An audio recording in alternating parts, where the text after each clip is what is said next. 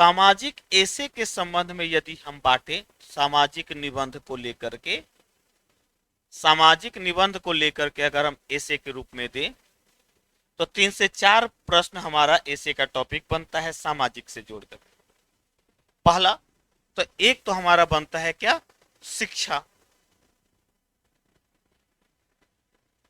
शिक्षा टॉपिक से, क्लियर। दूसरा हमारा बनता है स्वास्थ्य से, नहीं, और तीसरा जो हमारा जो टॉपिक बनता है शिक्षा स्वास्थ्य से, महिला सशक्तिकरण से, महिला सशक्तिकरण से टॉपिक बनता है सामाजिक निबंध में। तो पहला बन रहा है हमारा शिक्षा, दूसरा बन रहा है स्वास्थ्य और तीसरा बन रहा है महिला सशक्तिकरण। हाँ, यहां से एक और बनता हुआ मुझे नजर आ रहा है, वह है जाति से। हो सकता है आपसे आरक्षण पूछ ले, जातिगत जनगणना पूछ ले, नहीं, हो सकता है आपसे वर्ण व्यवस्था से जोड़ करके प्रश्न को जोड़ दे। तो यहां से मुझे एक और नजर आ रहा है, वह है जातिगत से, नहीं, वो आर्थिकी में रखेंगे हम, क्लियर। अब यहाँ के यदि प्रश्नों को यदि हम देखें बंधु, तो शिक्षा से कई प्रकार के प्रश्न आ रहे हैं और 68th में भी शिक्षा से आया है, कोविड के बाद शिक्षा, और 69th में भी आया है एनईपी नेशनल एजुकेशन पॉलिसी का, क्लियर। शिक्षा, और मैंने बार बार कहा है, अच्छा आर्टिकल जब 21 पढ़ा रहे थे तो उसमें स्पेशल जोड़ करके, मैंने नेशनल एजुकेशन पॉलिसी को पूरा नहीं पढ़ाया था, लेकिन उसमें जोड़ते हुए मैंने नेशनल एजुकेशन पॉलिसी को जोड़ते हुए मैंने आर्टिकल 21 को पढ़ाया था और मैंने कहा था कि इसका विस्तार आप आगे पढ़ेंगे। मैंने उसमें ये बात जरूर कही थी कि इसका विस्तार आप आगे पढ़ेंगे। अगर मैं सिर्फ शिक्षा संबंधी निबंध की बात करूं, शिक्षा संबंधी निबंध की बात करूं, तो सबसे पहला जो हमको पढ़ना है, इसमें सबसे पहले तो आप पढ़ेंगे शिक्षा और मानवीय विकास। अगर मैं ये प्रश्न बोलूं कि शिक्षा मानव का निर्माण करता है, शिक्षा मानव का निर्माण करता, और कहेगा लिखिए इस पर, या बिना शिक्षा के मनुष्य पशुत्व के समान है। ज्ञान आधारित शिक्षा, अब उसी को बदल दूं, ज्ञान आधारित शिक्षा राष्ट्र का निर्माण करता है। और कौन लिखिए अब इस पर, और आत्मनिर्भर भारत को पढ़ करके देखिए, डिजिटल इंडिया को पढ़ करके देखिए, नहीं तो क्या, तो इससे जुड़ा हुआ कई सारे प्रश्न बन सकते हैं। तो मानवीय विकास से जोड़ सकता है प्रश्न को, हो सकता है इसके विकास से जोड़ सकता है प्रश्न को। विकास का मतलब प्राचीन काल से होते हुए, मध्यकाल होते हुए आधुनिक काल तक आ जाएगा। हो सकता है आपसे इस शिक्षा को नेशनल एजुकेशन पॉलिसी से, अच्छा ये जो आप देख रहे हैं ना बंधु, एक एक पॉइंट, ये अपने आप में मल्टी डायमेंशंस लिए हुए हैं, ये ध्यान रखिए। अब नेशनल एजुकेशन पॉलिसी को ही यदि आपसे पूछ दे तो हो सकता है आप इसको आत्मनिर्भर भारत से जोड़ दे और कहे लिखिए इस पर। हो सकता है आप इसको जोड़ दे आपका नेशनल एजुकेशन पॉलिसी को त्रिभाषा फॉर्मूले से और कहेगा लिखिए इस पर। हो सकता है इसी टॉपिक को जोड़ दे ब्रेन ड्रेन से।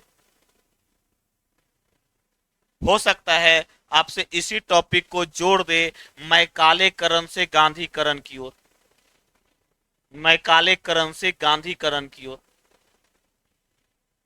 हो सकता है इसी टॉपिक को बोल दे पश्चिमीकरण से भारतीयकरण की ओर। अब समझिए कि नेशनल एजुकेशन पॉलिसी कितना बड़ा है। हो सकता है कि आपसे इसी में पूछ दे चुनौती से और समाधान से, और यह प्रश्न आया हुआ है 69th में। नेशनल एजुकेशन पॉलिसी चुनौती और समाधान पूछा है ना, क्लियर। और यही तो नेशनल एजुकेशन पॉलिसी कितना बड़ा हो गया आपका। और ये मैंने एक अभी जो मेरे दिमाग में एक मोटा सा आइडिया आ रहा है मैं वो बता रहा हूँ।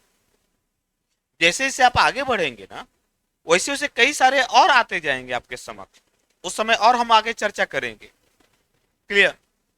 इसी प्रकार से हो सकता है इसी समय इसी में पूछ दे शिक्षा संबंधी चुनौती और समाधान, इसी में पूछ दे तकनीकी शिक्षा, नहीं आ जाएगा। तकनीकी शिक्षा जोड़ करके प्रश्न बोल दे। इसी संबंध में हो सकता है तकनीक की भूमिका बोल दे शिक्षा के विकास में। नहीं, ई एजुकेशन से जोड़ करके प्रश्न बन सकता है। ई एजुकेशन से जोड़ करके प्रश्न बन सकता है।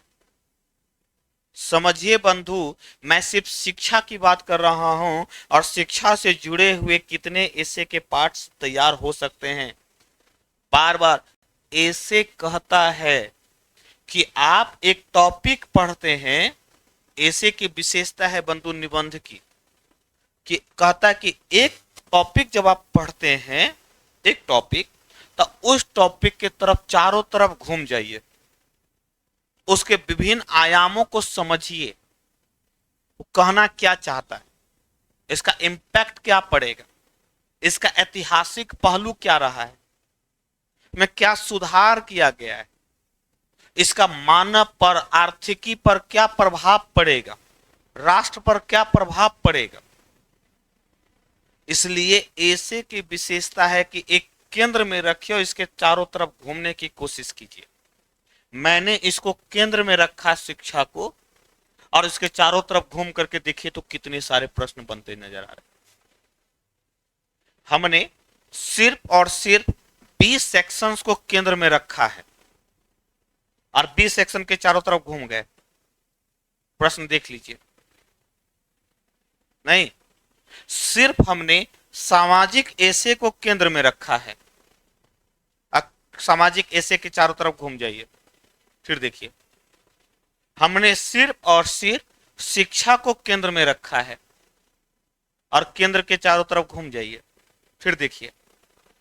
और ठीक उसी प्रकार से हम सिर्फ और सिर्फ नेशनल एजुकेशन पॉलिसी को केंद्र में रखे हैं और उसके चारों तरफ घूम जाइए। क्लियर।